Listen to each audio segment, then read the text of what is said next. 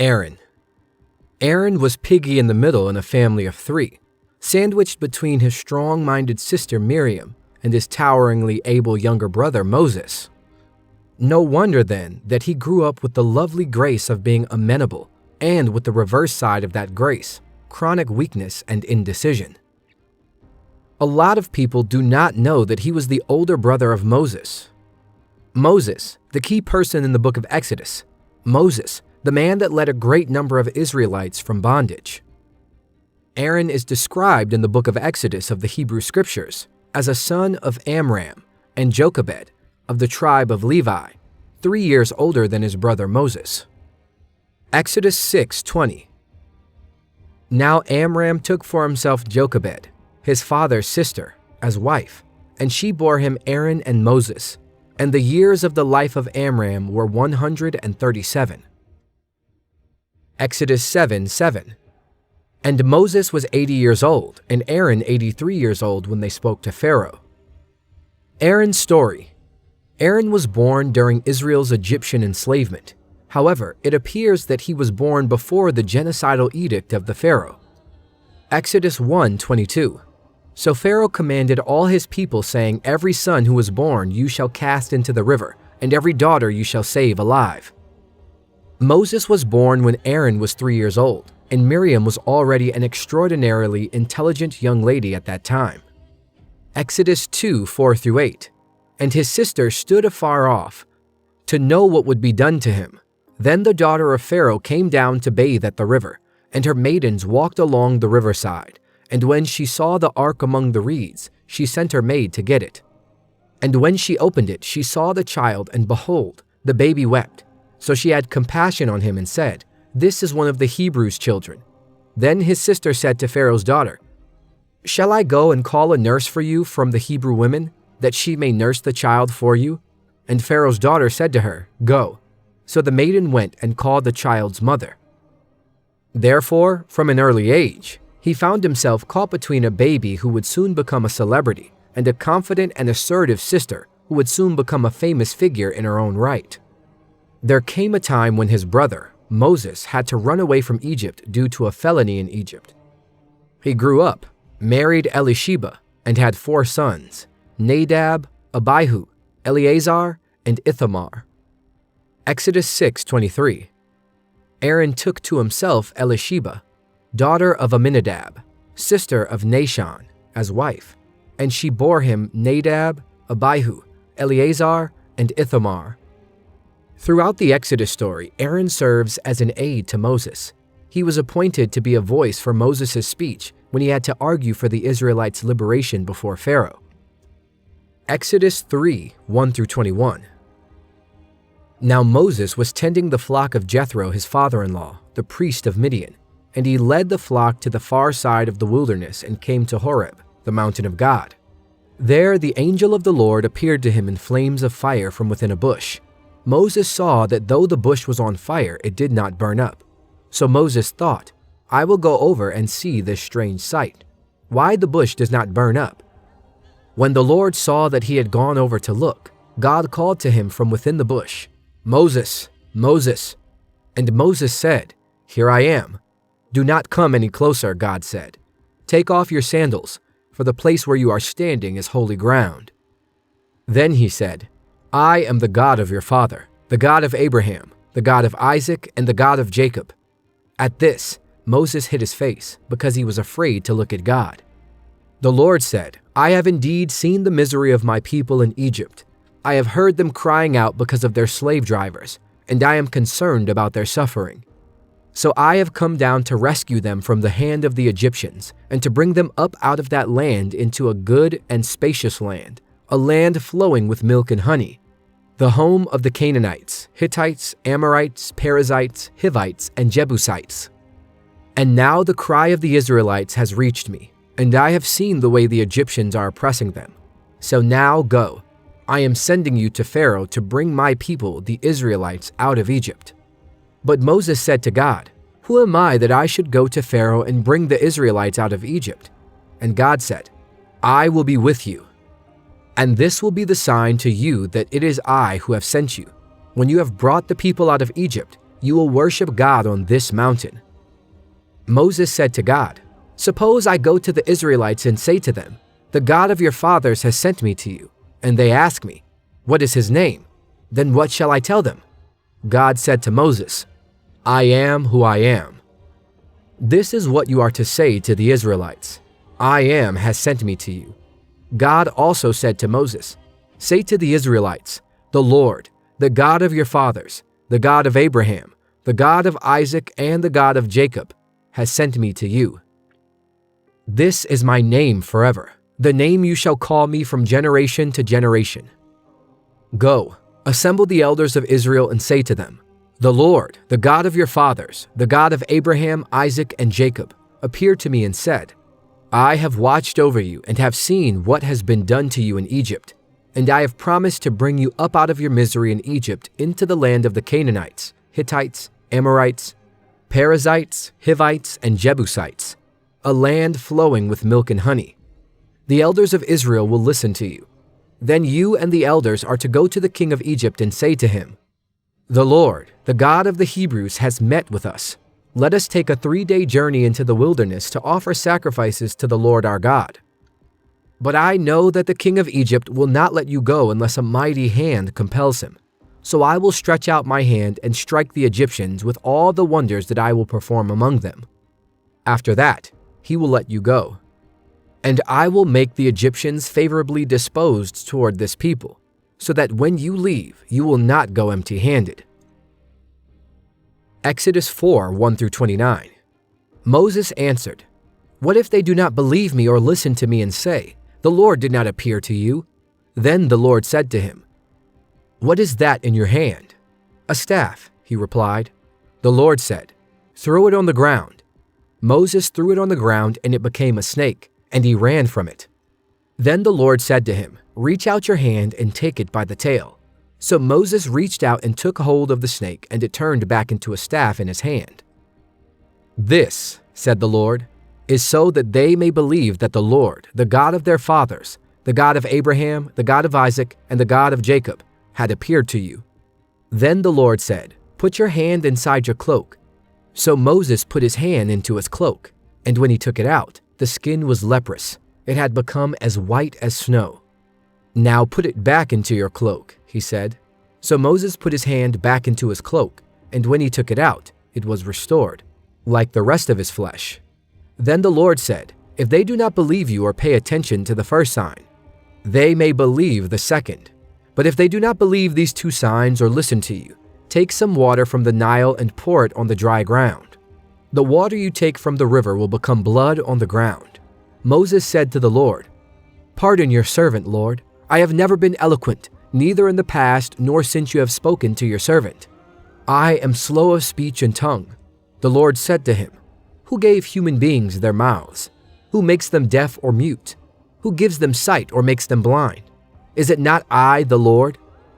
Now go. I will help you speak and will teach you what to say." But Moses said, "Pardon your servant, Lord. Please send someone else." Then the Lord's anger burned against Moses, and he said, "What about your brother, Aaron the Levite? I know he can speak well. He is already on his way to meet you, and he will be glad to see you. You shall speak to him and put words in his mouth. I will help both of you speak and will teach you what to do. He will speak to the people for you, and it will be as if he were your mouth, and as if you were God to him. But take this staff in your hand so you can perform the signs with it." Then Moses went back to Jethro, his father-in-law, and said to him, "Let me return to my own people in Egypt to see if any of them are still alive." Jethro said, "Go, and I wish you well." Now the Lord had said to Moses in Midian, "Go back to Egypt, for all those who wanted to kill you are dead." So Moses took his wife and sons, put them on a donkey, and started back to Egypt. And he took the staff of God in his hand. The Lord said to Moses, "When you return to Egypt, see that you perform before Pharaoh all the wonders I have given you the power to do. But I will harden his heart so that he will not let the people go. Then say to Pharaoh, 'This is what the Lord says.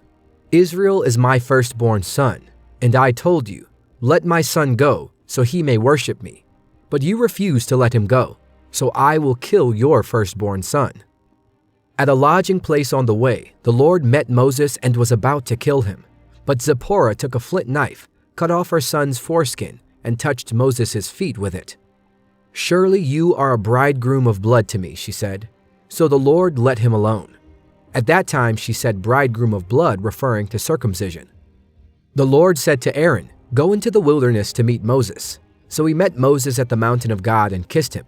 Then Moses told Aaron everything the Lord had sent him to say, and also about all the signs he had commanded him to perform. Moses and Aaron brought together all the elders of the Israelites. Exodus 7, 1-2. So the Lord said to Moses, "See, I have made you as God to Pharaoh, and Aaron your brother shall be your prophet. You shall speak all that I command you, and Aaron your brother shall tell Pharaoh to send the children of Israel out of his land." Exodus 16:9. Then Moses spoke to Aaron, "Say to all the congregation of the children of Israel, 'Come near before the Lord, for he has heard your complaints.'" He was subordinate to Moses throughout the plague history, sharing the reproaches of the people, as well as the refuge of prayer and some privileges of Sinai. Exodus 7:18. "And the fish that are in the river shall die, the river shall stink, and the Egyptians will loathe to drink the water of the river." Exodus 8:5. Then the Lord spoke to Moses, "Say to Aaron, stretch out your hand with your rod over the streams, over the rivers, and over the ponds, and cause frogs to come up on the land of Egypt." Exodus 16:2.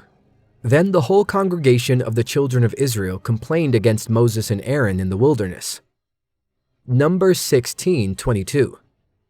Then they fell on their faces and said, "O God, the God of the spirits of all flesh, shall one man sin, and you be angry with all the congregation?" Exodus 19:24. Then the Lord said to him, "Away, get down and then come up, you and Aaron with you. But do not let the priests and the people break through to come up to the Lord, lest he break out against them." Exodus 24:1. Now he said to Moses, "Come up to the Lord, you and Aaron, Nadab and Abihu, and 70 of the elders of Israel, and worship from afar." Exodus 24:9. Then Moses went up, also Aaron, Nadab, and Abihu, and 70 of the elders of Israel. Only once is Aaron's name given the elder brother's priority, and only twice did the Lord speak to Aaron directly. Numbers 3:1. Now these are the records of Aaron and Moses when the Lord spoke with Moses on Mount Sinai. Exodus 4:27.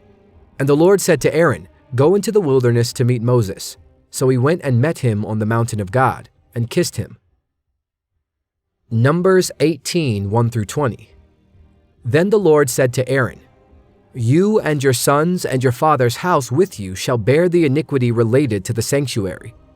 And you and your sons with you shall bear the iniquity associated with your priesthood. Also bring with you your brethren of the tribe of Levi, the tribe of your father, that they may be joined with you and serve you while you and your sons are with you before the tabernacle of witness. They shall attend to your needs and all the needs of the tabernacle. But they shall not come near the articles of the sanctuary and the altar, lest they die, they and you also. They shall be joined with you and attend to the needs of the tabernacle of meeting. For all the work of the tabernacle, but an outsider shall not come near you. And you shall attend to the duties of the sanctuary and the duties of the altar, that there may be no more wrath on the children of Israel.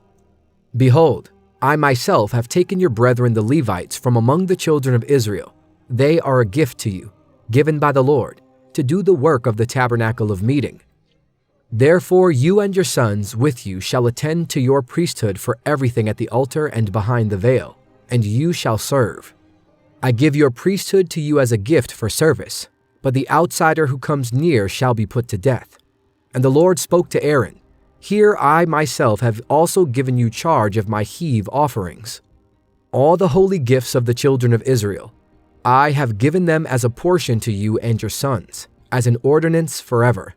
This shall be yours of the most holy things reserved from the fire.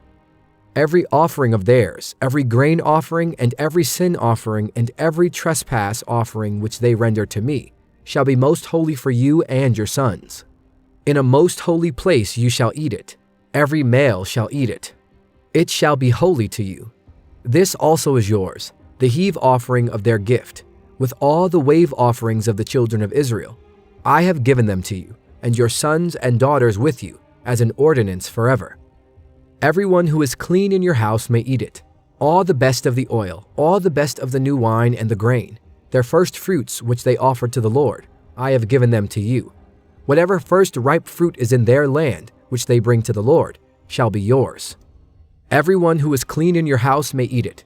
Every devoted thing in Israel shall be yours. Everything that first opens the womb of all flesh, which they bring to the Lord, whether man or beast, shall be yours. Nevertheless, the firstborn of man you shall surely redeem, and the firstborn of unclean animals you shall redeem. And those redeemed of the devoted things you shall redeem when 1 month old, according to your valuation, for 5 shekels of silver, according to the shekel of the sanctuary, which is 20 gerahs. But the firstborn of a cow, the firstborn of a sheep, or the firstborn of a goat you shall not redeem. They are holy. You shall sprinkle their blood on the altar and burn their fat as an offering made by fire for a sweet aroma to the Lord. And their flesh shall be yours, just as the wave breast and the right thigh are yours. All the heave offerings of the holy things, which the children of Israel offer to the Lord, I have given to you and your sons and daughters with you as an ordinance forever. It is a covenant of salt forever before the Lord with you and your descendants with you. Then the Lord said to Aaron, You shall have no inheritance in their land, nor shall you have any portion among them. I am your portion, and your inheritance among the children of Israel. However, Aaron acted independently of Moses on 2 instances, both of which were a colossal failure. First, when Aaron was left in charge during Moses' sojourn on the mount, Exodus 24:14. He took the initiative in creating the golden calf and spreading its worship in response to public demand. Exodus 24:14. And he said to the elders, Wait here for us until we come back to you. Indeed, Aaron and Hur are with you. If any man has a difficulty, let him go to them. Exodus 32:1-25. Now when the people saw that Moses delayed coming down from the mountain, the people gathered together to Aaron and said to him, Come, make us gods that shall go before us. For as for this Moses, the man who brought us up out of the land of Egypt, we do not know what has become of him. And Aaron said to them, Break off the golden earrings which are in the ears of your wives, your sons, and your daughters, and bring them to me.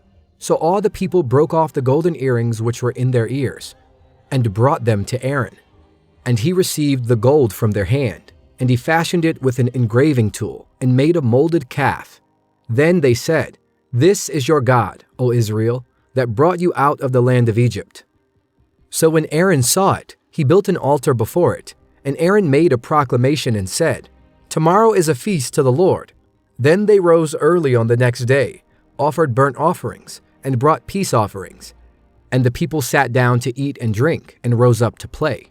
And the Lord said to Moses, Go get down, for your people whom you brought out of the land of Egypt have corrupted themselves. They have turned aside quickly out of the way which I commanded them. They have made themselves a molded calf, and worshipped it, and sacrificed to it, and said, This is your God, O Israel, that brought you out of the land of Egypt.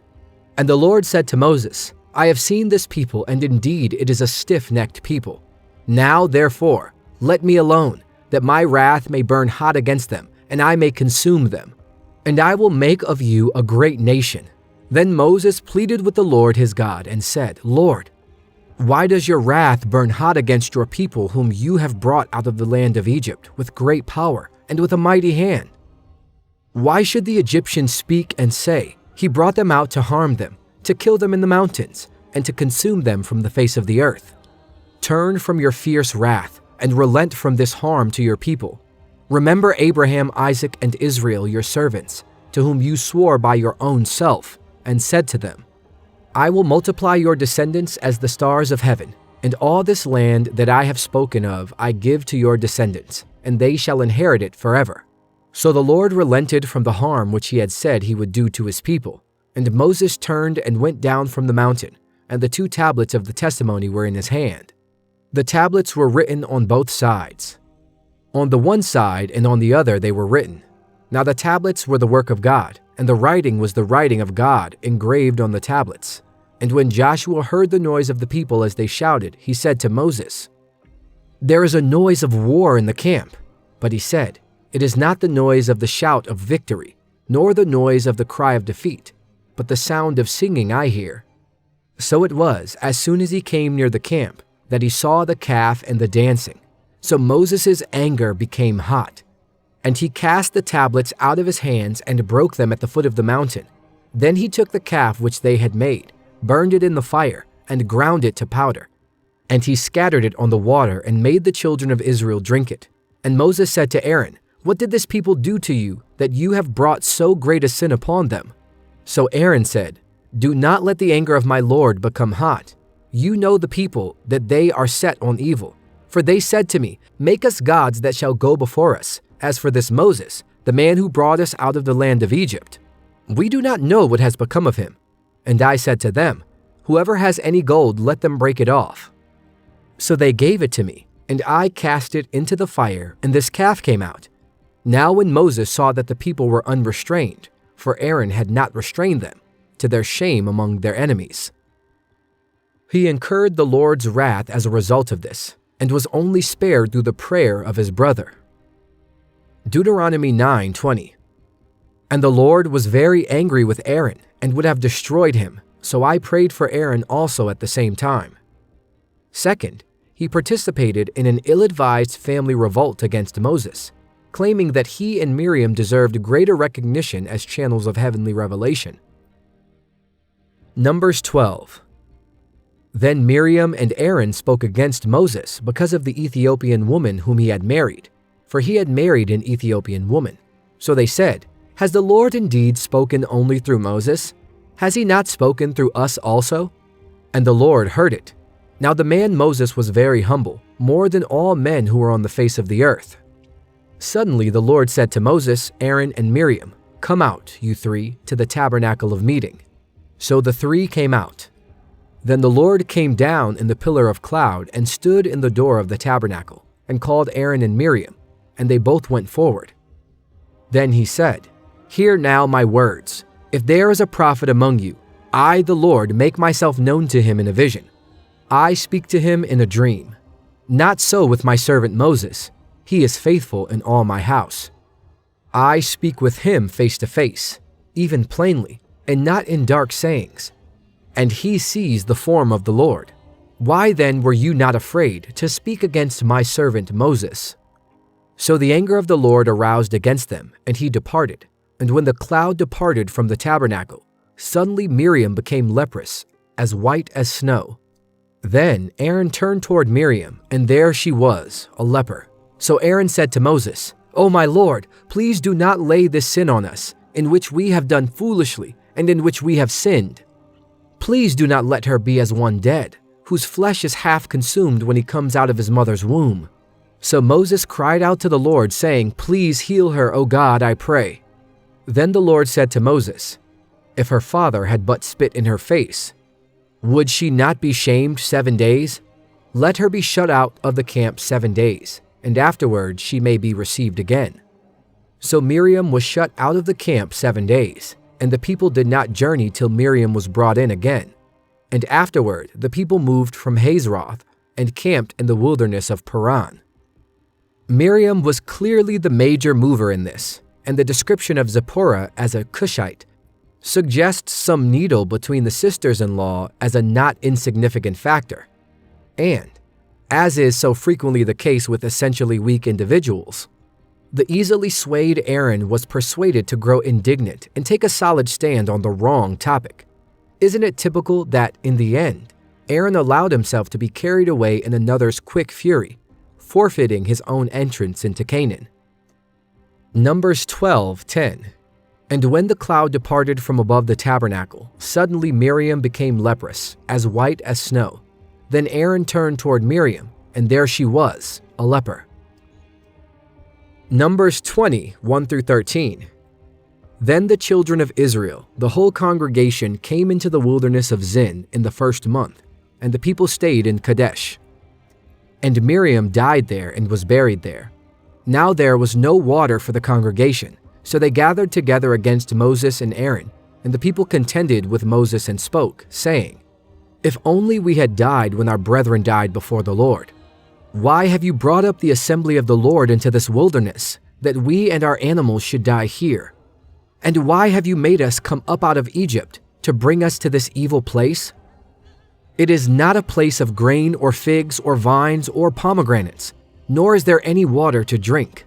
So Moses and Aaron went from the presence of the assembly to the door of the tabernacle of meeting, and they fell on their faces. And the glory of the Lord appeared to them.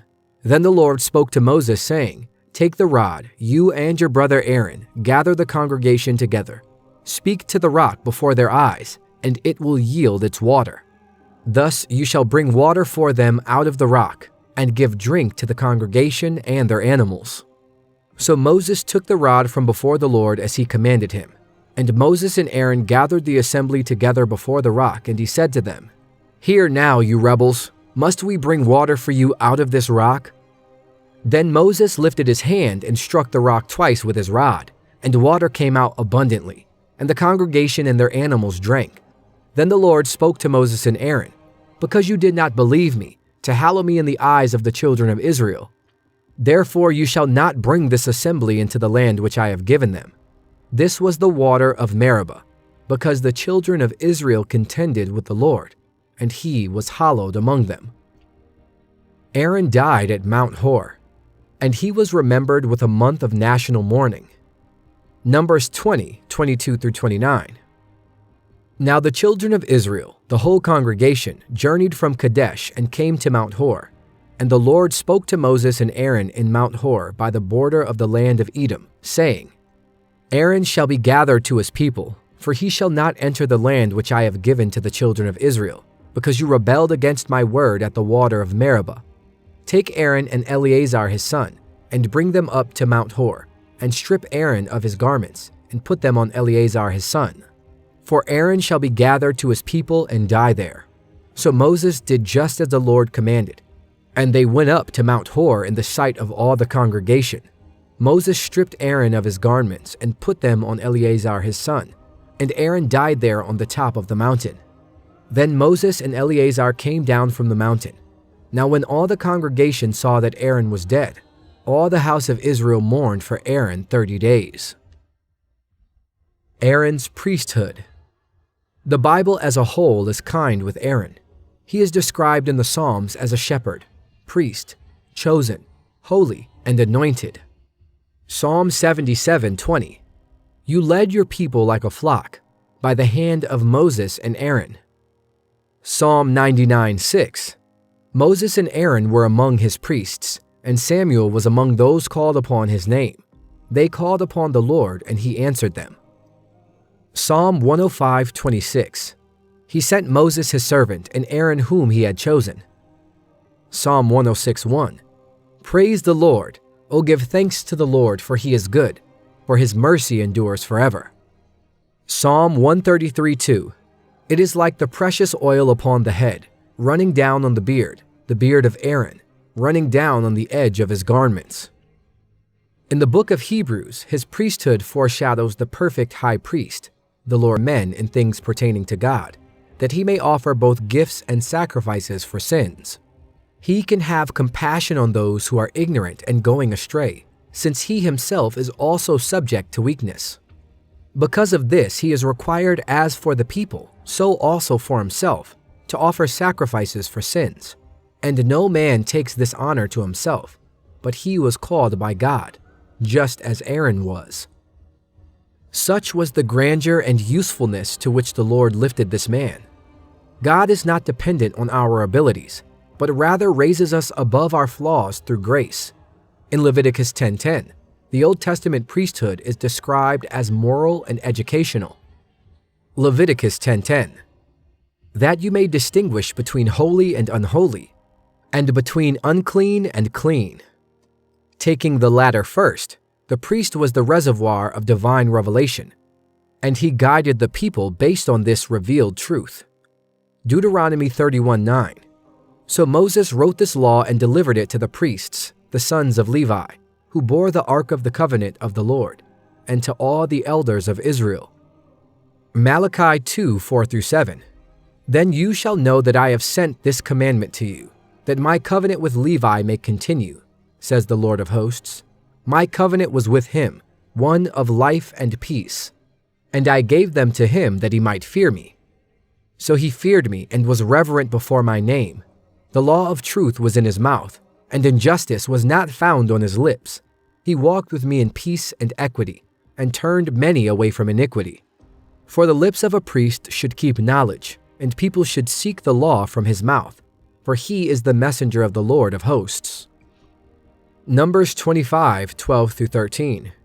Therefore say, Behold, I give to him my covenant of peace, and it shall be to him and his descendants after him a covenant of an everlasting priesthood, because he was zealous for his God, and made atonement for the children of Israel. Leviticus 4:31. He shall remove all its fat, as fat is removed from the sacrifice of the peace offering, and the priest shall burn it on the altar for a sweet aroma to the Lord. So the priest shall make atonement for him, and it shall be forgiven him. But undoubtedly, the main focus of the priestly life was dealing with the moral infirmities of the people and bringing them, through the appointed sacrifices, into an experience of acceptance before God, atonement, and forgiveness. Leviticus 1:3. If his offering is a burnt sacrifice of the Lord, let him offer a male without blemish. He shall offer it of his own free will at the door of the tabernacle of meeting before the Lord. Leviticus 1:4.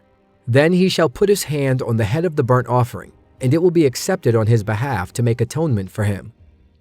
Leviticus 4:31. He shall remove all its fat, as fat is removed from the sacrifice of the peace offerings, and the priest shall burn it on the altar for a sweet aroma to the Lord. So the priest shall make atonement for him, and it shall be forgiven him. The essential concept of atonement is that of covering, not merely in the sense of concealing something, but more in the sense that a payment covers a debt, meeting and canceling it. Micah 7:18-19. Who is a God like you, pardoning iniquity and passing over the transgression of the remnant of his heritage? He does not retain his anger forever, because he delights in mercy. He will again have compassion on us, and he will subdue our iniquities. You will cast all your sins into the depths of the sea. The mode of this covering price was sin-bearing, the transference, by the will of God, of sin and its reward from the guilty to the innocent, and the exaction upon the innocent of the death penalty that was due. The resting of the offerer's hand on the beast's head was a crucial requirement in all sacrifices. And as the book of Leviticus progresses, the significance of this ceremony is revealed as the designation of a substitute and the imposition of the offerer's own sin upon that substitute. Leviticus 1:4. Then he shall put his hand on the head of the burnt offering, and it will be accepted on his behalf to make atonement for him. Leviticus 3:2. And he shall lay his hand on the head of his offering, and kill it at the door of the tabernacle of meeting, and Aaron's sons, the priests, shall sprinkle the blood all around on the altar. Leviticus 3:13. He shall lay his hand on its head and kill it before the tabernacle of meeting, and the sons of Aaron shall sprinkle its blood all around on the altar. Leviticus 4:4. He shall bring the bull to the door of the tabernacle of meeting before the Lord, lay his hand on the bull's head, and kill the bull before the Lord. Leviticus 4:15. And the elders of the congregation shall lay their hands on the head of the bull before the Lord, then the bull shall be killed before the Lord. Leviticus 4:25. The priest shall take some of the blood of the sin offering with his finger, put it on the horns of the altar of burnt offering, and pour its blood at the base of the altar of burnt offering. The Aaronic priest's ministry was critical in these sacrifices. This was their job, and no one dared to interfere with it. It reached its climax, in the most spectacular practice, on the yearly Day of Atonement, when heavenly kindness washed away all the preceding year's sins, transgressions, and iniquities. The high priest was the major officiant. First, in carrying the blood that symbolized the death of the substitute beast into the holiest of all, where it was sprinkled, where it was most required, in the presence of the Lord and over the entire violated law of God. Leviticus 16:11-17. And Aaron shall bring the bull of the sin offering, which is for himself, and make atonement for himself and for his house, and shall kill the bull as the sin offering which is for himself. Then he shall take a censer full of burning coals of fire from the altar before the Lord, with his hands full of sweet incense beaten fine, and bring it inside the veil. And he shall put the incense on the fire before the Lord, that the cloud of incense may cover the mercy seat that is in the testimony, lest he die. He shall take some of the blood of the bull and sprinkle it with his finger on the mercy seat on the east side, and before the mercy seat he shall sprinkle some of the blood with his finger 7 times. Then he shall kill the goat of the sin offering, which is for the people, bring its blood inside the veil, do with that blood as he did with the blood of the bull, and sprinkle it on the mercy seat, and before the mercy seat. So he shall make atonement for the holy place, because of the uncleanness of the children of Israel, and because of their transgressions, for all their sins. And so he shall do for the tabernacle of meeting which remains among them in the midst of their uncleanness. There shall be no man in the tabernacle of meeting when he goes in to make atonement in the holy place, until he comes out, that he may make atonement for himself, for his household, and for all the assembly of Israel. However, the priesthood was a teaching office, and the people needed to understand what the priest had done privately in public. As a result, God established the scapegoat ceremony, in which Aaron conducted the laying on of hands, narrated the complete story of sin, and placed it all on the beast's head in front of the watching people. In this way, the goat was made to carry all their crimes on itself. Leviticus 16:20-22. And when he has made an end of atoning for the holy place, the tabernacle of meeting, and the altar, he shall bring the live goat. Aaron shall lay both his hands on the head of the live goat, confess over it all the iniquities of the children of Israel, and all their transgressions, concerning all their sins, putting them on the head of the goat, and shall send it away into the wilderness by the hand of a suitable man. The goat shall bear on itself all their iniquities to an uninhabited land, and he shall release the goat in the wilderness.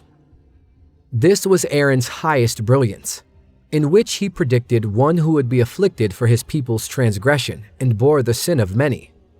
One who would, through the everlasting Spirit, present himself unblemished to God, and would both be and provide a one sacrifice for sins for all time.